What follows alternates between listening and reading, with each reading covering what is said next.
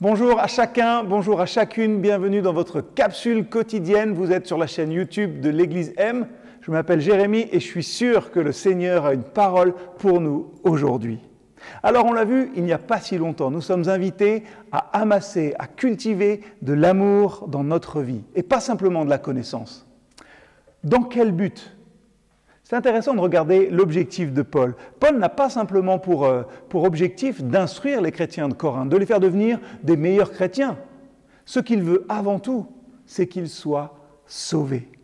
Je me suis fait tout à tous afin d'en sauver de toute manière quelques-uns. Visons-nous autre chose que ce but-là dans notre témoignage d'Église et chacun d'entre vous individuellement auprès de ceux qu'il côtoie? Si oui, si on cultive uniquement le but de faire connaître un petit peu de la foi chrétienne aux autres, alors il est temps de rectifier le tir. À quoi ça servira au dernier jour que nous ayons enseigné la morale, l'éthique, la Bible de la Genèse à l'Apocalypse aux hommes s'ils doivent se présenter devant Dieu sans l'assurance du salut? Paul connaît la ruine de l'homme. Les 2 lettres aux chrétiens de Corinthe nous montrent bien les errements possibles au sein même du peuple de Dieu.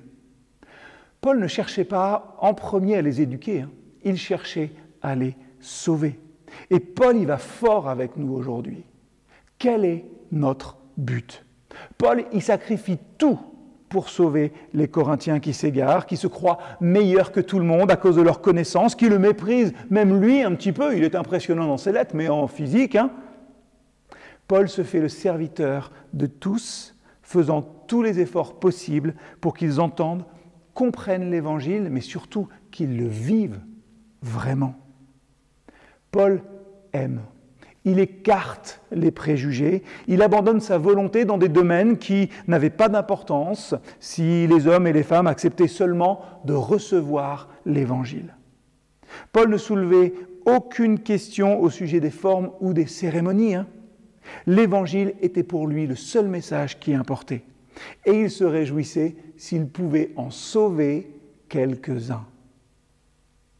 L'Évangile nous invite à aimer Dieu, à comprendre et à recevoir l'Évangile de Jésus-Christ comme la manifestation de son amour pour nous.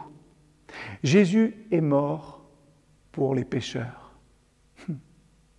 Ne pouvons-nous pas, nous, aujourd'hui, peut-être en Église, vivre pour eux? Où se trouve notre amour? Où se trouve notre souci pour Christ si nous ne cherchons pas sa gloire dans son œuvre de salut pour tous et toutes? Je vous invite à prier un instant.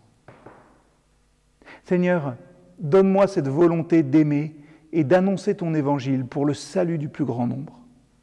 Seigneur, donne-nous et donne-moi la clairvoyance nécessaire pour ne pas m'enfermer dans des querelles annexes au détriment de ta grâce essentielle. Tout pour ta gloire éternelle et pas la mienne. Amen.